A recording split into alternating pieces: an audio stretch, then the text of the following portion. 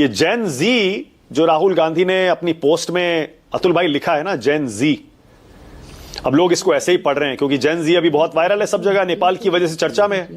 युवा भी लिख सकते थे राहुल गांधी, इन्होंने जेन जी जो लिखा है इसके पीछे यही है कि आप भारत में नेपाल जैसी स्थिति लाना चाह रहे हैं। अतुल वंडे पाटिल, जवाब दीजिए। देखिए, मुद्दों से भटकने का कोई फायदा नहीं, लेकिन मैं एक बात का जोरदार निषेध करना चाहूंगा। सबसे पहले वो ये कि बीजेपी के एक विधायक है गोपीचंद पडळकर महाराष्ट्र में, उन्होंने हमारे जो जयंत पाटिल जी, शरद पवार एनसीपी के बड़े वरिष्ठ नेता है, बड़े वरिष्ठ मंत्री है, अभी तक प्रदेश अध्यक्ष थे, उनकी मां की पवित्रता पे सवाल खड़े करके गाली दी। आज मुझे पूछना है मोदी जी से, क्या बाकी हम लोगों की मां नहीं होती है? आज देखते हैं क्या करते हैं बीजेपी उनसे। वो तो माफी मांगने को भी तैयार नहीं है देवेंद्र फडणवीस के कहने के बाद भी। तो पहले मुझे वो निषेध करना था।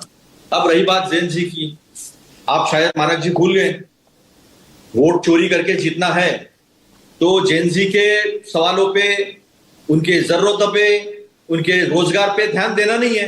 आज देश में क्या क्या चल रहा है, बिहार में 3 आंदोलन चल रहे, संविदा कर्मचारियों को बिना पूछे निकाल दिया, वो आंदोलित है। पीईटी के शिक्षक आंदोलित है, काठी से मार मार के पीटा जा रहा है। दरोगा भर्ती की वजह से लोग जो है वो रास्ते पर है, लोगों से झूठ बोला जा रहा है। पीईटी का आपको पता होगा 1 साल की वैलिडिटी है क्वालिफाई करने के लिए, यानी लोगों को झांसा देने के लिए। आसाम में मोरेन जमात के जो सारे युवा है वो रास्ते पर है एसटी स्टेटस पाने के लिए। दिल्ली में पूरे देश के लोग तैयारी करते हैं एसएससी की, यूपीएससी की, एसएससी की। एसएससी में जो धांधलिया, जो पेपर लीक, जो अनियमितता है, उसके खिलाफ आंदोलन हो रहा है।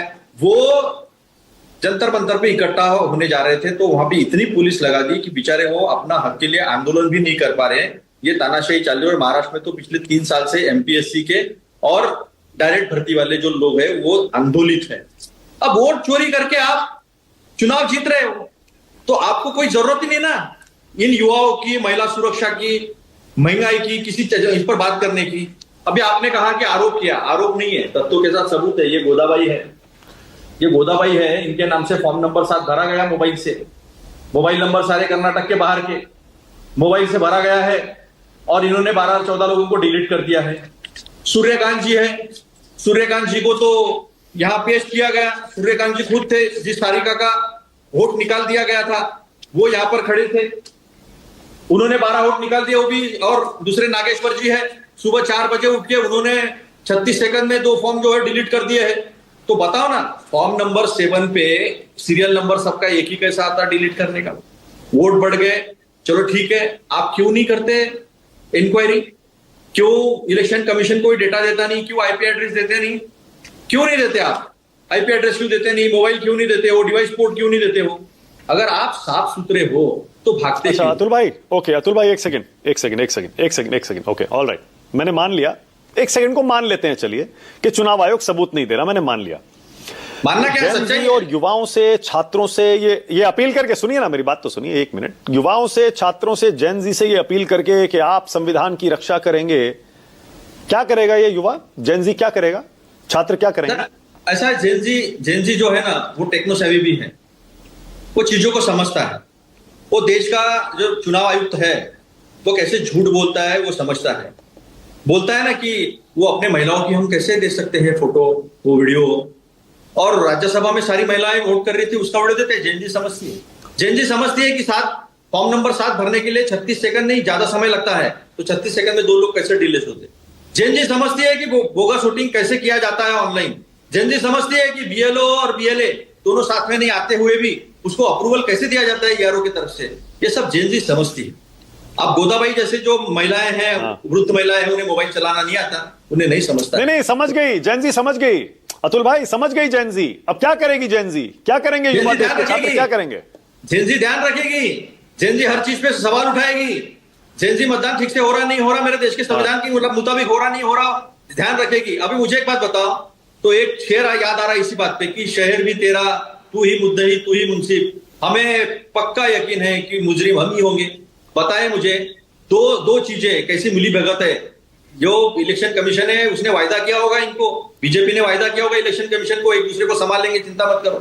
पहले तो चयन समिति में से चीफ जस्टिस को हटा दिया, सुप्रीम कोर्ट ने उसके खिलाफ दिया था अपना वर्डिक्ट। इन्होंने अपने पास जो मेजोरिटी है उस मेजोरिटी से संविधान को कुचल दिया। फिर हरियाणा के केस में हम लोग हरियाणा गए थे, हरियाणा कोर्ट ने इन्हें कहा था कि इनको डेटा दो और वीडियो फुटेज भी दो, उन्होंने वहां कानून बदल दिया है। अब ये क्रिमिनलिटी नहीं है क्या? कौन बचा रहा है? अतुल भाई एक सेकंड देखिए, अतुल भाई एक सेकंड, अतुल भाई एक सेकंड, बहुत बढ़िया। मैं कह रहा हूं सुनिए, मैं कह रहा हूं आपने कम से कम अच्छा किया, आपने कम से कम यह नहीं कहा कि अब देश का युवा जो है वो सड़कों पर उतरेगा। सड़कों पर उतरने की बात कम से कम आपने नहीं कही। मैं चलिए इसके लिए आपका धन्यवाद देता हूं, क्योंकि जब से आपने ये राहुल गांधी का पोस्ट आया तब से लोग यही मान रहे हैं कि आप भारत में नेपाल बनाना चाह रहे हैं, वही स्थिति चाह रहे हैं आप। सड़कों पर छात्र उतरे, युवा उतरे और एकदम अराजकता फैल जाए। देखिए बीजेपी का क्या जाता है, हमने खून पसीने से देश खड़ा किया है, खून पसीने से संविधान बना है, स्वाधीनता संग्राम में भी हमने बलिदान दिया। स्वाधीनता संग्राम के बाद भी तो प्रधानमंत्री गंवाने वाला एक परिवार है और एक ही ये हमारी पार्टी है। हम लोग इस देश को बिखरने नहीं देंगे, हम लोग तो इस देश को संवारने के लिए खड़े हैं। लेकिन ये बीजेपी क्यों बचा रही है? ये बीजेपी के जो ये क्या प्रवक्ता चुनाव आयोग के है क्या? बीजेपी का नाम लिया कल राहुल जी ने? ये कौन है शाहनवाज हुसैन? ये कौन है अनुराग सगोली मारो ठाकुर? ये कौन है निशिकांत दुबे? क्यों बीजेपी को बचाने के लिए आते हैं? गडकरी ने कहा मेरे कॉन्स्टिट्यूंसी में नागपुर में 3.5 लाख वोट डिलीट कर दिए। गडकरी ने कहा राजूरा के बारे में जो बताया राहुल जी ने वो भी यही है। राजूरा में तो और एक मैं अंदर की बात बताता हूं, जब चोरी पकड़ी गई, एफआईआर हो गया 15 अक्टूबर 2024 को, तो चुनाव आयोग ये कहता है, चुनाव आयोग के अधिकारी ये कहते हैं कि 30 सितंबर तक जो 11,500 वोटर रजिस्टर हो गए उसका हम कुछ नहीं कर सकते, टोटल 20,000 वोट है। हाँ, 1 अक्टूबर से 15 अक्टूबर तक जो है उसको हम डिलीट कर देंगे। ये क्या चक्कर है? ये 3,000 से आ रहा है हमारा कैंडिडेट सिर्फ वहां पर राजूरा में, महाराष्ट्र में।